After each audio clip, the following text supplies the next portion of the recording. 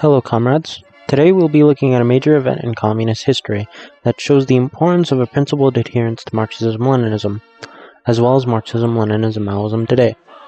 The Sino-Soviet split is one of 6 major splits in communist history. Its importance lies in a large important development for Marxism-Leninism and its development into Marxism-Leninism Maoism. That exists the basis, the means, the needs, and the importance of defining socialism, anti-revisionism, anti-imperialism, and what must be done.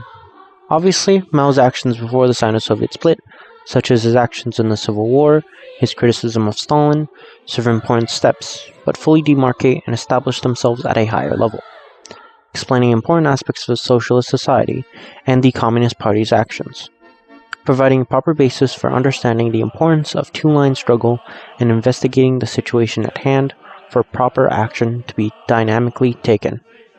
The Communist Party of China respects the Communist Party of the Soviet Union and its advancements. Without the contributions of the Bolsheviks, of Stalin, of the CPSU, China would be nothing. But the liquidation of the dictatorship of the proletariat was premeditated by the leadership of the CPSU, coupling itself with the influence of rightists and centrists who were not struggled against and used bureaucracy to their advantage to coup the revolutionary line.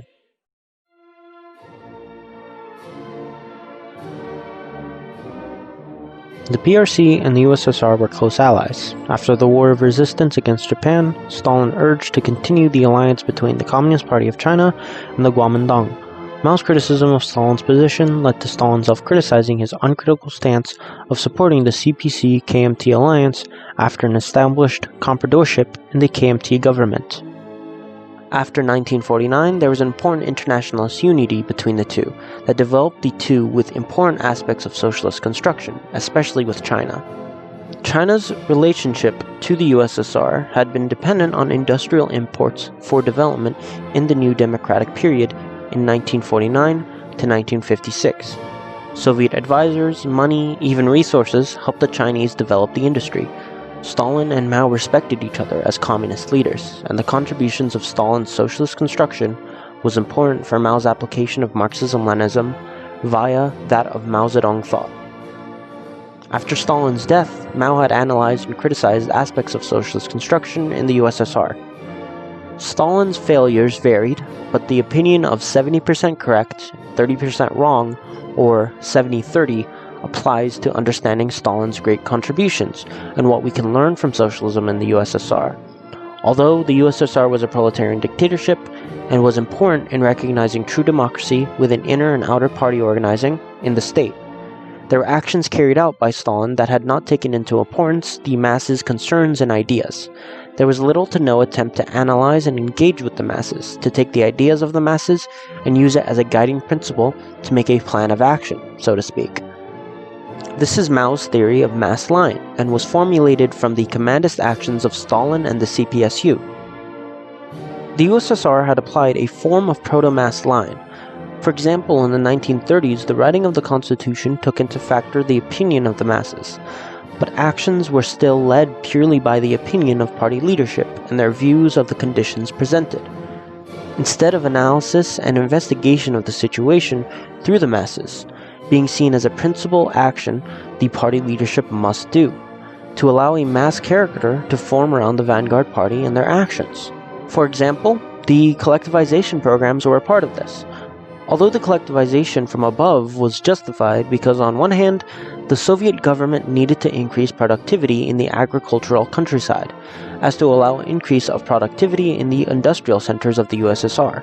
On the other hand, the Soviets sought to get rid of the contradictions between kulaks, which are peasant landlords, and the middle and low landless peasant farmers. The commandist actions under Stalin primarily failed to utilize the masses for class struggle in this contradiction, and instead allowed the party to be the primary force at engaging in class struggle for the masses.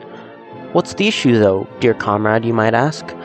The issue lies with the fact that, well, the party didn't accurately demarcate the enemy and figure out the situation that needed to be done so that it could be a smooth collectivization. There were issues where the party came in and engaged in this, and well, it led to situations where middle peasantry, who were more powerful economically speaking than the lower peasantry, were seen as enemies and attacked. In addition to this, the middle peasantry were seen as the principal contradiction for collectivization to occur, which allowed for alienation between the landless peasantry to happen. The problems of the action show itself as devoid from the masses, and thus the Soviet Party wasn't able to properly and effectively do what must be done. The criticism led to the conclusion of the mass line. This video isn't going to really focus on the importance of why the mass line developed and how the shortcomings led to these specific theories that Maoism now utilizes. The main point here is that criticism was based on a principle of struggle, unity, struggle. Stalin and Mao were in no way opposed to each other. They never hated each other, and Mao recognized the importance of Stalin's leadership and the contributions of Stalin. Of course, this isn't a proper party struggle, but unity was made through criticism and continued a united communist movement. This, of course, doesn't negate Stalin whatsoever. The Chinese communists were very proud of Stalin being a teacher to them. They utilized his work to the Chinese conditions, and only sought to expand and develop what great things Stalin did to do so even better. Since, well, he synthesized Marxism-Leninism, contributed greatly to Marxism-Leninism by only expanding Marxist theory through Lenin's contributions. This is a strong position we should all have as communists. We need to recognize the faults, the errors of our teachers, and only use it as a cause and a reason to improve, to do better. And this is because we are scientists. We apply Marxism scientifically, and seek to apply its scientific principles according to the conditions of society, based on the experiences of those who dealt with this society. We utilize already existing knowledge to create more knowledge, to expand on more successes. The collapse of China is only a bend in the road, not an end to the path, as did the Chinese think when Khrushchev took over, and a lesson that we must understand, and see how this affects today, as it only seeks to better the movement, not tear it down.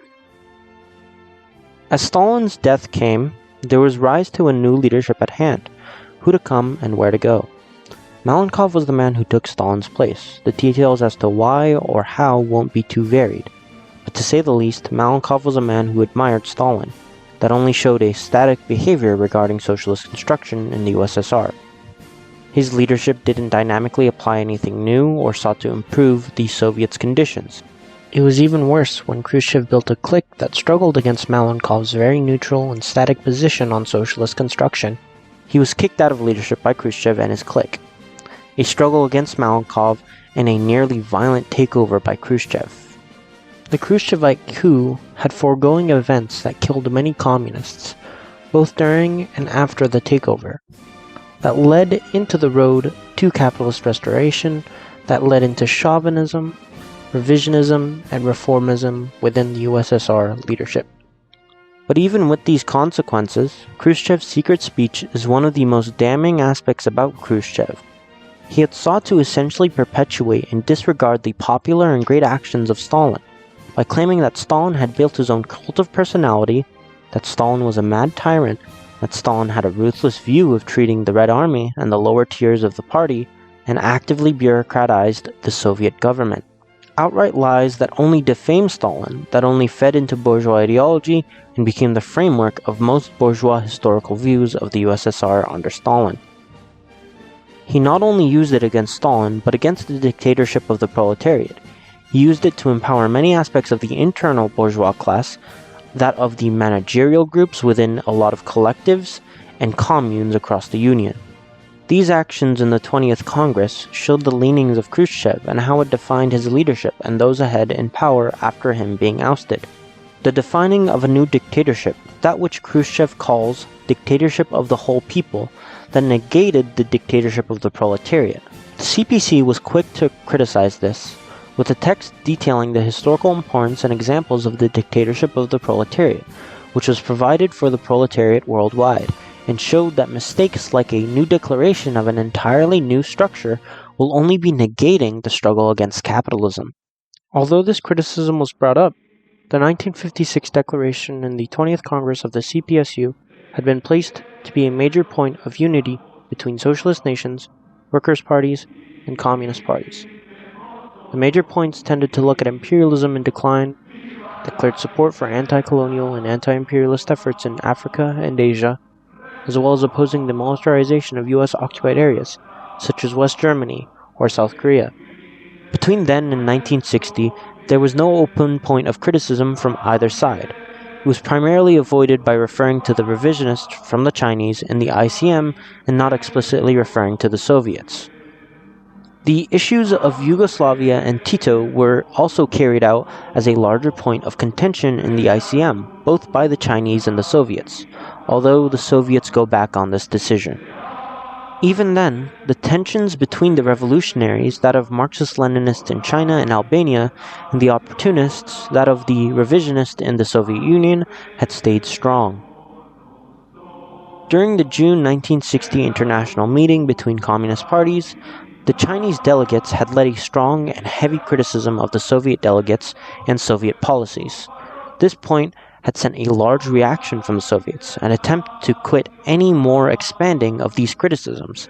The Soviets had pulled out all advisors, around 3,000, any aid of industrial machinery, and stopped all production of Chinese editorials and periodicals in the USSR. The response from the Soviets were loud, but the Chinese were even louder.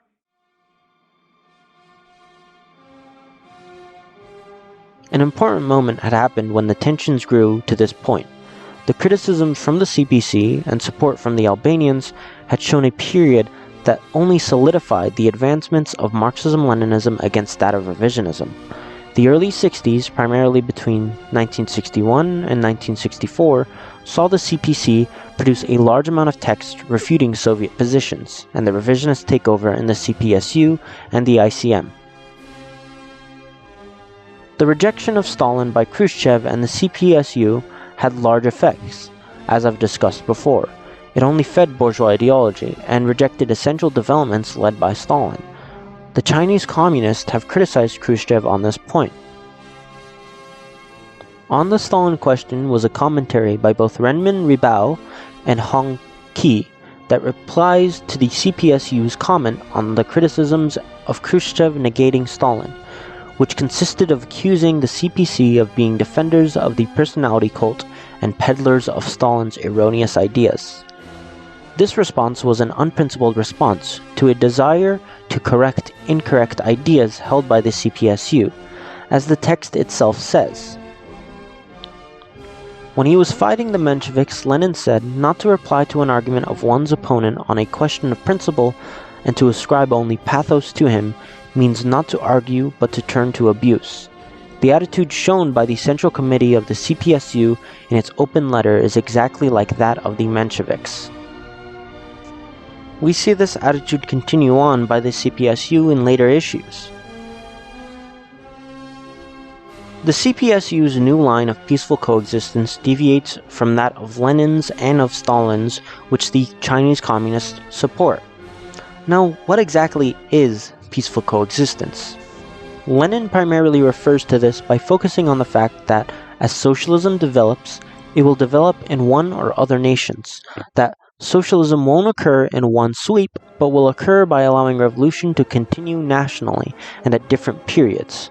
So, as these socialist nations will exist alongside capitalist one, peace must be engaged by the socialist nations, primarily in deeds. Lenin says in the war program of the Proletarian Revolution, socialism cannot achieve victory simultaneously in all countries. It will achieve victory first in one or several countries, while the others will remain bourgeois or pre-bourgeois for some time. And when the October Revolution began, Lenin had declared the peaceful foreign policy of the Soviets, but the imperialist powers had done everything to put a stop to this. The armed intervention that had empowered the White Army and ravaged the Russian nation, all in an attempt to throw a blanket over the spark of a fire. The efforts by imperialists were in vain, and by the end of the victory of the Soviets, we see that an equilibrium of force establishes itself in the world between socialist forces and capitalist forces. Although this period of equilibrium was unstable, the capitalists were forced to engage in this coexistence. This allowed for Lenin to advance the idea of peaceful coexistence. He also believed that inevitably the conditions of international imperialism will force a situation where armed struggle is going to happen, and of course, socialism will triumph. International imperialism could not live side by side with the Soviet Republic, both because of the objective position and because of the economic interests of capitalist classes, which are embodied in it. Furthermore, the existence of the Soviet Republic side by side with imperialist states for a long time is unthinkable. One or the other must triumph in the end, and before that end supervenes, a series of frightful collisions between the Soviet Republic and the bourgeois states will be inevitable. Lenin constantly stresses that socialism should consistently and strongly defend itself against any imperialism through its power and vigilance. The lessons all workers and peasants must master is that we must be on our guard, and remember that we are surrounded by men, classes, and governments openly expressing their extreme hatred for us. We must remember that we are always at a hair's breadth from all kinds of invasions. These quotes primarily looked at the importance of struggle in preserving the Soviet state, and how struggle will be another inevitable necessity, as a preparation from imperialist action against socialism. We also see that peaceful coexistence, when applied by Lenin, had vastly different applications, depending on the context of what was being dealt with. He saw the importance of aiding countries that were bullied by imperialist powers, as it only establishes a stronger basis of unity amongst the masses and grows the interest of anti-imperialism being led by communist struggle. The fundamental interests of all people suffering from the yoke of imperialism coincide. The world policy of imperialism is leading to the establishment of closer relations, alliance, and friendship amongst all the oppressed nations.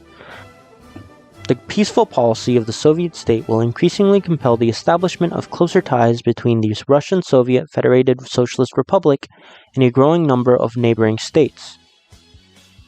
Peaceful coexistence was constantly positioned by Lenin to be used as a means of proletarian internationalism, to establish a strong basis to understand when attacks begin. The enemy will be the one who does so.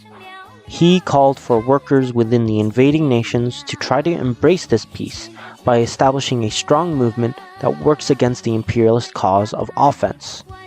The policies detailed above is how Lenin defined and applied peaceful coexistence. These policies were only continued by Stalin, and done so with the greatest attention and care to preserving and defending socialism in the Soviet Union and neighboring states. The Great Patriotic War, the defense against Nazis, had perfectly characterized the necessity of peaceful coexistence as well, to show that vigilance and power of the proletarian state is primary to defend against any capitalist attack. The CPC had strongly upheld the conception of peaceful coexistence, which, ironically, the CPSU under Khrushchev had accused the Chinese of being betrayers of the peaceful coexistence policy. It was the basis for setting off China's unity with other oppressed countries across the world, and especially the USSR.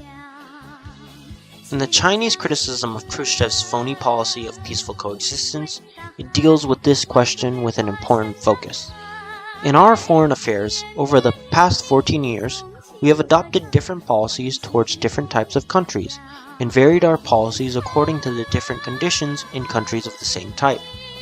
First, we differentiate between socialist and capitalist countries. We preserve in the proletarian internationalist principle of mutual assistance with regard to socialist countries. Second, we differentiate the nationalist countries which have newly attained political independence and the imperialist countries. Although fundamentally different from the socialist countries in their social and political systems, the nationalist countries stand in profound contradiction to imperialism. They have common interests with the socialist countries: opposition to imperialism, the safeguard of national independence, and the defense of world peace. Thirdly, we differentiate between the ordinary capitalist countries and the imperialist countries, and also between different imperialist countries. This detailing of this position from Lenin's formulating, Stalin's advancing, and Mao's application allows for us to demarcate and realize what the issues of the CPSU's peaceful coexistence policy was. Betrayers of peaceful coexistence lies with the fact that the leadership of the Soviets and the important points from the Soviets that realized the revisionist position of their so-called peaceful coexistence. First, they claim that peaceful coexistence alone is the best and sole acceptable way to solve the vitally important problems confronting society, and that the principle of peaceful coexistence should be made the basic law of life of the whole modern society. Second, they hold that imperialism has become willing to accept peaceful coexistence, and that no longer the obstacle to it. Not a few governments and state leaders of Western countries are now also coming out for peace and peaceful coexistence. We understand more and more clearly the necessity of peaceful coexistence.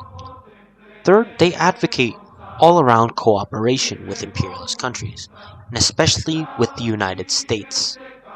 Fourth, they claim that peaceful coexistence is the general line of foreign policy of the Soviet Union and the countries of the socialist camp.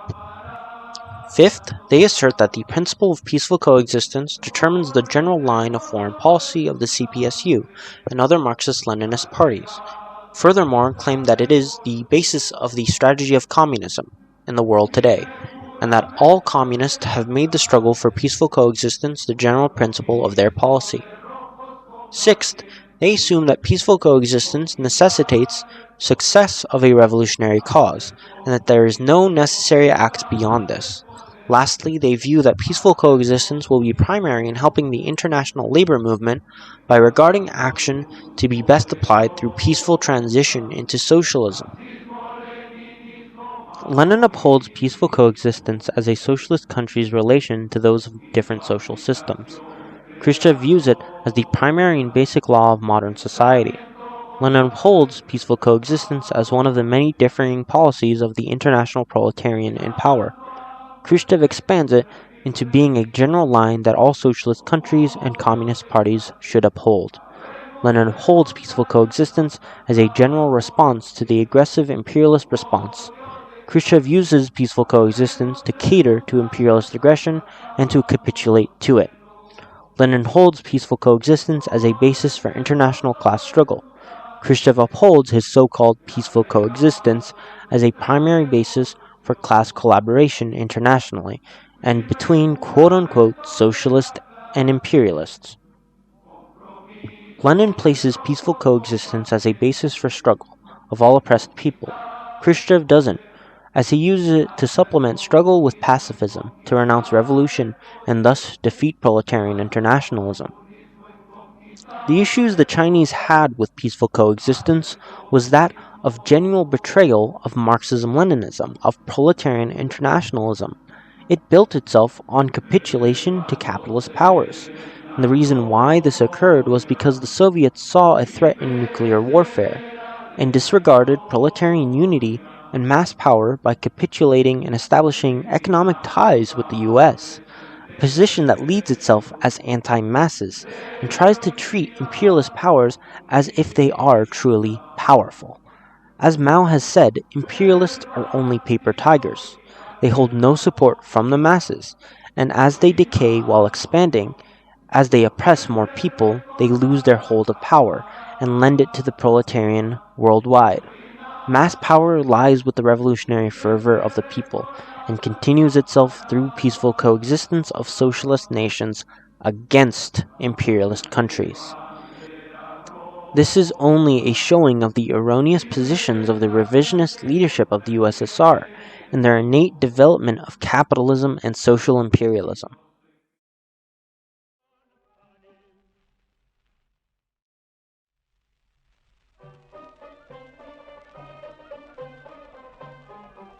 One of the biggest issues that was primary in criticizing the Soviets was their capitalist restoration period that began in 1956, the beginnings of what was the deconstruction of socialism and the removal of proletarian from being primary in the economy and society of the Soviets. Mao criticized all of Khrushchev's deep errors in On Khrushchev's Phony Communism and its historical lesson for the world. These were primarily focused on and detailed a lot of the relationships between the managerial class within collective farms, and how Khrushchev empowered these groups with his economic reforms. The many details that were involved in the criticism of Khrushchev's revisionist program involved discussing the antagonistic classes and class struggle within the Soviet Union, and how these managerial classes were this new emerging bourgeois group that had been utilized to re-establish capitalist relationships in the many places across the USSR. Soviet enterprises have chairmen of these collectives and farms that utilize production to grow and establish surplus value through various methods, such as increasing the price of the product exorbitantly and using it to create surplus value, and thus profiting off of the labor value instead of developing production focused under labor. Although it was Khrushchev's leadership that began these reversals of collectivization and communalization in the USSR, we have to ask, how did he even bring back these classes? And why were they still there under socialism? Well, that is where the discussion of Stalin's mistakes comes in. Mao criticizes Stalin on many points, and one of the many is that of Stalin's interpretation of class within socialism. The biggest mistake Stalin could ever make is not realizing the existence of a new internal bourgeois class that develops in socialism. Stalin believed that there began no internal class contradictions, as socialism defeated those contradictions, and restoration of capitalism can only succeed through external invasion from imperialist powers. This was a large oversight, as it allowed for an easier empowerment of a new bourgeois class. Khrushchev utilized this error, and allowed the new bourgeois class within socialism, who existed as the chairman of the collective farms and the managers of factories, to gain power within the party, through the establishment of his dictatorship and party of the whole people. The reconstruction of the economy also introduced new influences from Western nations, as well as neutering many socialist Eastern Bloc nations to be dependent semi-colonial nations. This also included the many Central Asian nations, as well as the nations within the Caucasus. We also see how the reconstruction of capitalist industry developed the social imperialist policies that Khrushchev had began, both internally and externally. Internally, we see social chauvinism dominating Central Asian nations. For example, the draining of the Aral Sea came out of needing irrigation for developing a stronger cotton industry in Central Asia. This forced economic dependency on the Russian nation and developed a strong example of an internal semi-colony. Externally, one of the major examples is the exponential development of sugar farms in Cuba, started by Khrushchev, but majorly expanded by Brezhnev. We see that the Cuban state had opted to lease land to the Soviets. The Soviets had forced developing industry specific to transporting sugar. When Soviets were selling machinery to Cuba, which they paid 80% of sugar profits they got back from the Soviets, with slowly increasing interest with the associated pricing.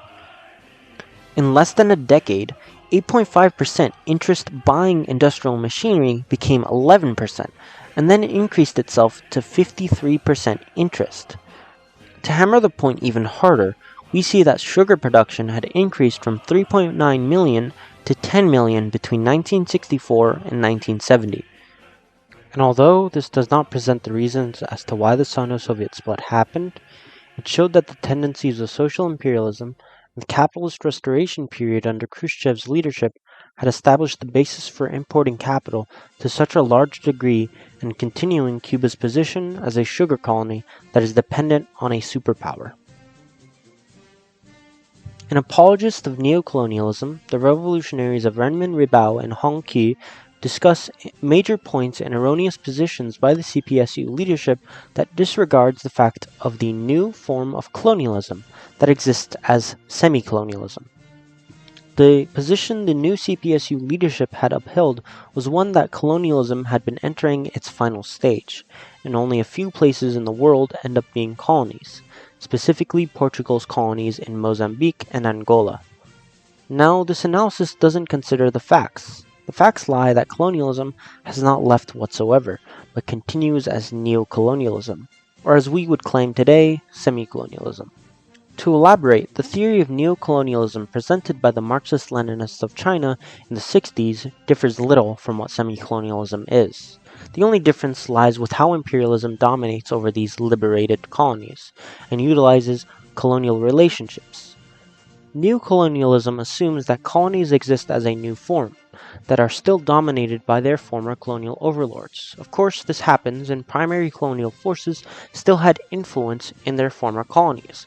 For example, the French in their African colonies. but there also existed different imperialist forces that had split up the resource markets of these quote-unquote liberated colonies. For example, the imperialists had split up the resource markets of African nations after the independence of African states, especially after colonial forces shifted into imperial ones. Of course, this difference is minor. The point primarily stands that colonialism still existed, but existed and permeated through imperialist expansion of the capitalist markets that aided in exportation of capital and exploitation of resources and colonial labor forces. The CPSU's rejection of colonialism and imperialism existing in this new form of semi-colonialism largely disregards the facts, and, more importantly, it disregards and misinterprets where struggle lies. It holds no help that this view was aided by the revisionist views of peaceful transition and peaceful coexistence, which again actively denies the role Revolutionary War will exist as the primary form of class struggle in the international proletarian revolution. The Soviets had only used these views of colonialism nearing its final stage to expand an imperialist interest after capitalist restoration. The Khrushchev revisionism had built the basis for semi-colonialism in Central Asian nations through chauvinist justification, as well as aided the base for Brezhnev era to have more imperialist expansion in Latin America, primarily in Cuba, Africa, Central Asia, and some parts of Eastern Asia. The Soviets had supported opportunistic and revisionist so-called communist parties, as well as the Derg and so-called socialist states like Cuba or the Democratic People's Republic of Korea. The Soviet tendency for social imperialism was also something that influenced a lot of their behavior towards China. For example, Soviets tried to pressure China economically to be dependent on the Soviet economy, to essentially develop China as a Soviet semi-colony. Soviet did this economic pressuring in a plethora of ways, such as slowly increasing interest rates of industrial machinery and metals. Soviets also pulled economic aid after the Chinese officials posited criticism to the Soviets by removing Soviet industrial advisors and stopping the exportation of industrial goods to China, as to allow the Chinese to capitulate through economic demands to develop their industry. By then, of course, the Chinese utilized the Great Leap Forward to prepare for Soviet economic offensives, and were able to properly develop industry on their own without Soviet aid. Not even economically speaking, the Soviets tried to demand land claims from the times of Tsarist Russia in Chinese territory. These were what were known as the Sino-Soviet border conflict. But to be more accurate about labeling what happened, they were skirmishes across the eastern border of the Heilongjiang in 1969. The skirmishes consisted of Soviet forces that were lined up on the border attempting to cross, and Chinese forces ambushing them, with complete surprise from the Soviets. The Soviets even completely bombed Zhenbao Island when Chinese forces had fortified, after what was skirmishes where no sides got anything but dead soldiers and Soviet weaponry that the Chinese reverse-engineered. Brezhnev had tried to condemn the Chinese by organizing a meeting in Budapest. Nicolae Ceausescu failed to fall in line with this condemnation, and the meeting was a complete failure. The reorganization of this, with 66 communist parties, had also failed. This led to nothing essentially. Even then, the enforcement of military power over China for chauvinist land claims was one aspect of how social imperialism was dominant in the Soviet leadership. To add to this, specifically with the Khrushchev-era social imperialism, the Soviets had a hand in aiding the Indian state to organize their military against China, as well as helping the Indian reactionaries invoke war against the Chinese. After the War of Liberation in Tibet, the Indian state had supported reactionary armed uprisings and arming reactionaries against the new Tibetan leadership on August 25th of 1959. This largely failed, and as a result, the Indian state attempted to stoke the flames with the border conflict by engaging in armed conflict against Chinese soldiers on September 6th of 1959. After this attempt to engage in armed conflict with the Chinese and create more hostilities, Chinese advisors explained to Soviet diplomats that the attempted armed struggle was to provoke war in opposition to communism. As Peking Review says, armed action from the Indian state was to be logically expected. The Indian bourgeoisie had become increasingly reactionary with the sharpening of the internal class struggle, and that it was necessary not to be taken in with Nehru, who was striving to put pressure on China by utilizing the Soviet Union. The Soviet diplomats told Chinese advisors that the Soviets should, in solidarity, make a TASS statement against the Indian state due to this attempt of stoking a war by reactionary pressures.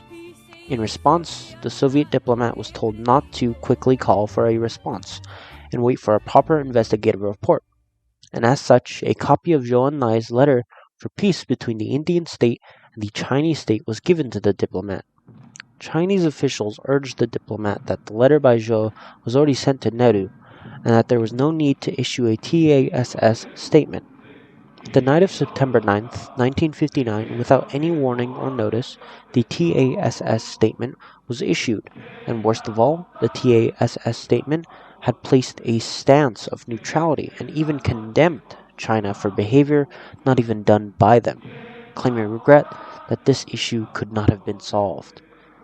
On September 30th, 1959, Khrushchev accuses China of attempting to show force and test the powers of capitalist states, to label and insinuate that China was being very bellicose against the Indian state and along the Indo-Chinese borders. On October 3rd, 1959, Chinese diplomats gave a message trying to explain the situation to Khrushchev. Khrushchev's only response to the situation was that he had no reason to listen to what was being said, but it was wrong to shoot people dead either way. On October 21st, India had engaged in an armed struggle again. October 26th, the Chinese had contacted the Soviet diplomat about this incident. Khrushchev only responded on October 31st by showing regret and distress that this happened, but without clarifying India's actions against China. Khrushchev had continued the regret in an Indian weekly on November 7th, implying that the border incident was stupid by citing the Soviet-Iranian border question, and said, "What are a few kilometers for the Soviet Union?" and assuming that China should stand down and capitulate to reactionary armed struggle. Chinese leaders had 6 different talks with Soviet ambassadors in the month of December and January, pointing out the Soviets weren't maintaining strict neutrality on the Sino-Indian border conflict, and were ignoring China's responses and siding with India. Later on, the Central Committee of the CPSU had claimed that the Indian state would never aggressively attack the Chinese due to being economically and militarily weak, and accused China of having nationalist tendencies when handling such a question. The CPSU Central Committee even said that when shooting was heard on the Sino-Indian border on the eve of Khrushchev's trip to the US, the whole world considered this to be an event that could only hamper the peace-loving activity of the Soviet Union. On June 22nd of 1960, Khrushchev said to the delegates of the CPC, "I know what war is. Since Indians were killed, this meant that China attacked India. We are communists. For us, it is not important where the frontier line runs."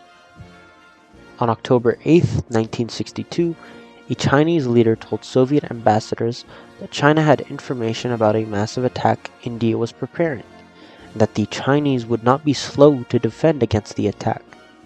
In addition to that, there were notes of Soviet helicopters and transport planes being utilized by the Indian military for airdropping and transporting supplies to the Sino-Indian border areas. Khrushchev responded by providing a claim of neutrality, even with active knowledge on a massive attack.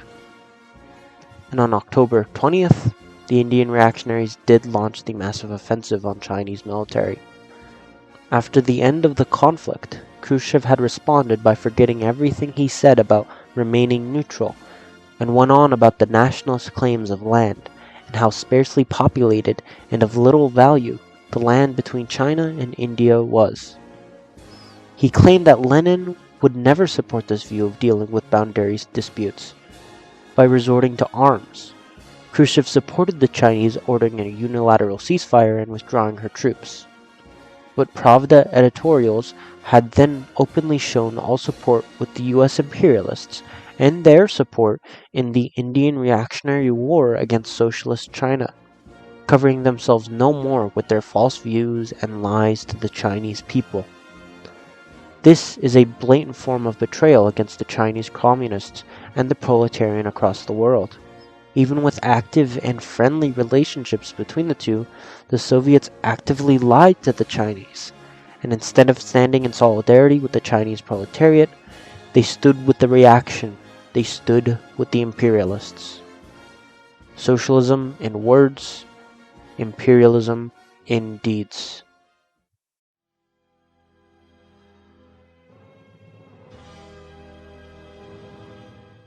The new USSR leadership had supported a deeply erroneous position that absolutely rejects the principles of Marxist ideology. The CPC had pointed this incorrect line many times. The USSR stance of proletarian revolution lied in rejecting revolutionary war, the principled and highest level of proletarian revolution. Khrushchev had supported a view of peaceful transition. I've mentioned this view multiple times, but to explain it in full depth, the revisionist USSR had advocated and promoted that all communist parties across the world should engage in developing and building socialism primarily through a peaceful transition by acquiring state power. Essentially, a promotion of electoralism and reformism. This is a deeply incorrect position. Not only does it betray the struggle of Revolutionary War and proletarian revolution, but the contributions of Lenin in his struggles against the Second International's reformists and electoralists of Bernstein and Kautsky.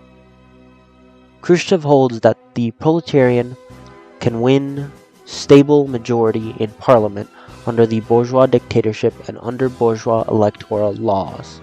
He says that in the capitalist countries, the working class, by rallying around itself the toiling peasantry, the intelligentsia, all patriotic forces, and resolutely repulsing the opportunistic elements who are incapable of giving up the policy of compromise with the capitalists and the landlords, is in a position to defeat the reactionary forces opposed to the popular interest, to capture a stable majority in parliament. Khrushchev maintains that if the proletariat can win a majority in parliament, this in itself will amount to the seizure of state power and the smashing of the bourgeois state machinery. He says that for the working class to win a majority in parliament and transform into an organ of the people's power, given a powerful revolutionary movement in the country, means smashing the military bureaucratic machine of the bourgeoisie, setting up a new proletarian people's state in parliamentary form.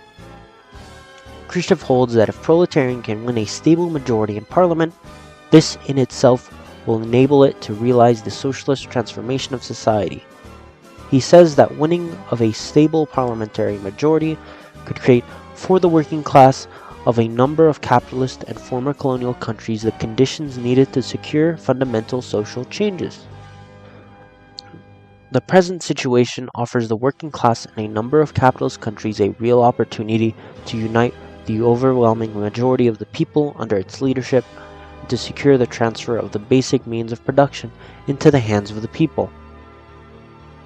The program of the CPSU maintains the working class of many countries can, even before capitalism is overthrown, compel the bourgeoisie to carry out measures that transcend ordinary reform. The program even states that under the bourgeois dictatorship it is possible for a situation to emerge in certain countries, in which it will be preferable for the bourgeoisie to agree to the basic means of production being purchased from it. The stuff Khrushchev is touting is nothing original, but is simply a reproduction of the revisionism of the Second International, a revival of Bernsteinism and Kautskyism. This blatant reformism has been a central part to the CPSU's new revisionist ideology, and only behaves to wreck the international communist movement, and barely does much to support or aid in the development of proletarian liberation. The rejection of revolutionary war has only aided to promote a capitulationist view of engaging with the capitalist nations of the world. This has been primarily discussed. Peaceful coexistence and nuclear armament had aided in an international class collaboration between the proletariat and the bourgeoisie. It again betrays those principles and contributions of Lenin's application of peaceful coexistence. The nuclear armament has only deceived the views of defeat against capitalism. It seeks to deceive the masses that weaponry, not solidarity, not revolutionary war, not struggle, will be able to deter capitalist forces. And the contradiction between the faux peaceful coexistence and the Marxist application of peaceful coexistence begins with the anti-masses mentality and anti-revolutionary lines.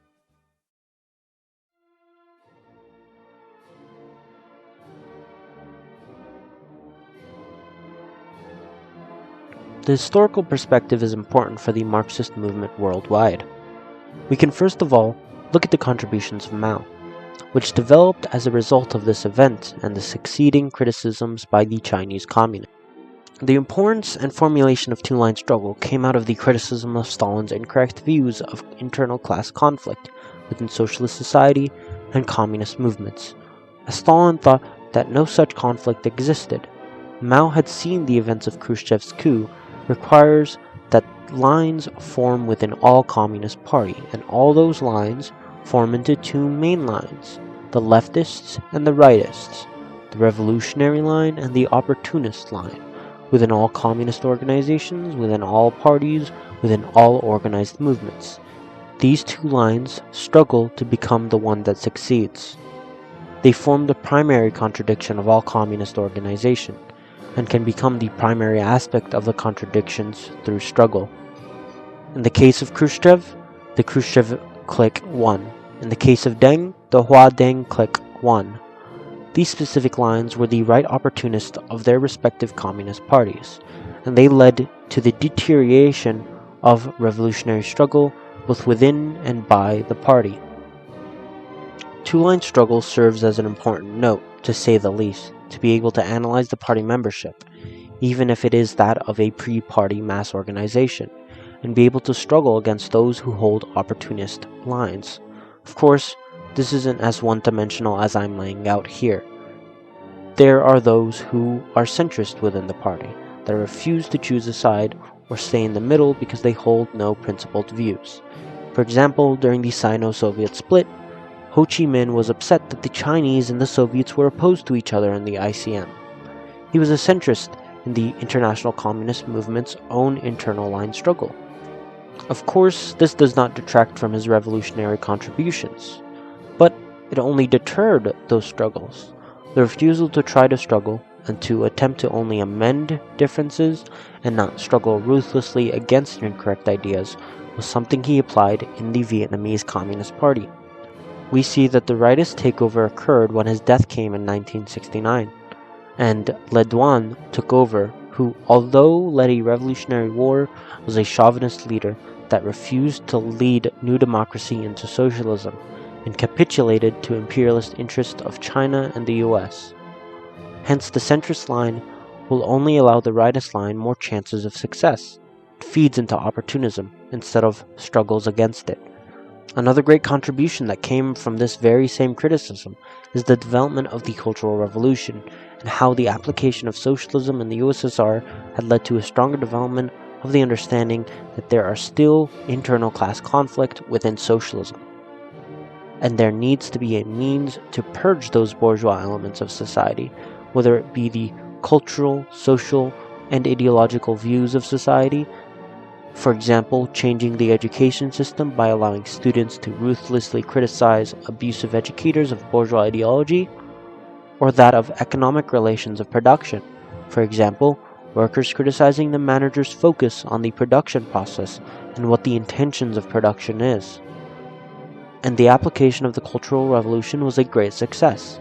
It had greatly improved and developed the conditions of communes and collectives, as promoting criticism from below allowed for the Chinese masses to be able to shift the relations of production and the Chinese economy to not look at the development of the productive forces as primary under socialism. Of course, the fact it was applied in such a late stage in China's history had allowed the Huadeng clique to utilize certain aspects that were not able to be targeted as quickly. Of course, these aren't the only contributions of Mao, but the development of these ideas came from criticizing of past application of their results, and being able to improve on those applications and gain better results. This proves that the contributions are an important place for a qualitative leap to begin, and the qualitative leap came from Gonzalo's contributions in synthesizing of Maoism through a refining of Marxist-Leninist Maoist ideology.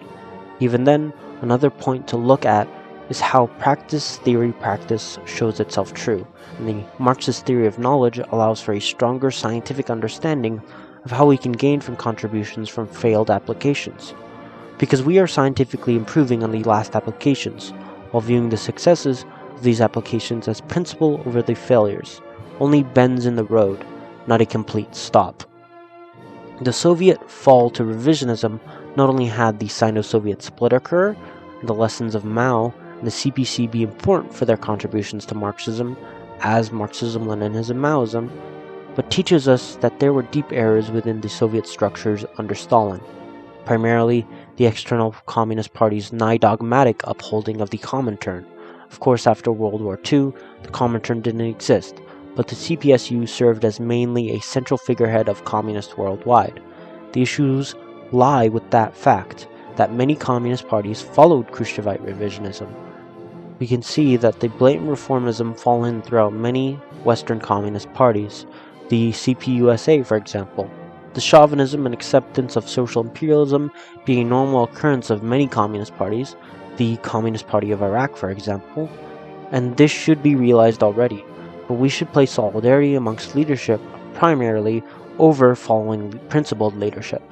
The party should exist and adhere to those conditions relating to their country, but of course, solidarity and communication between communist parties should be very, very important. To finally end this off, this should be an important historical lesson. We should understand that a communist and the communist movement does not succeed by blindly following those who claim to uphold the principles of communist ideology. Communists will only be able to improve, develop, and struggle in the revolutionary context by being able to concretely analyze the concrete conditions for a concrete conclusion. The opportunism of Khrushchev shows that communists should continue to struggle until the end, to be able to realize the correct positions and to be able to realize how to combat those who seek to destroy the revolutionary fervor of the masses. The modern revisionists and certain representatives of the bourgeoisie try to make people believe that it was possible to achieve socialism without a revolutionary party of the proletariat, and without the above-mentioned series of correct policies of such a party. This is sheer nonsense and pure deception. The Communist Manifesto by Marx and Engels pointed out that there were at times different kinds of socialism: petit bourgeois socialism, feudal socialism, etc. Now, as a result of the victory of Marxism-Leninism and the decay of the capitalist system, more and more of the masses of people in various countries are turning to socialism, and a still more motley variety of socialisms have emerged from the among exploiting classes in certain countries. Just as Engels said, these so-called socialists also wanted to eliminate social abuses through their very universal panacea and all kinds of patchwork, without hurting capital and profit in the least. They stood outside the labor movement and looked for support rather than to educate classes. They only put up the signboard of socialism, but actually practiced capitalism.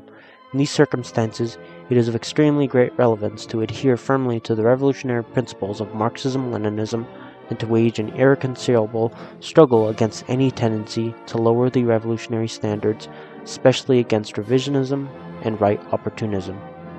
Hong Ki, long live Leninism.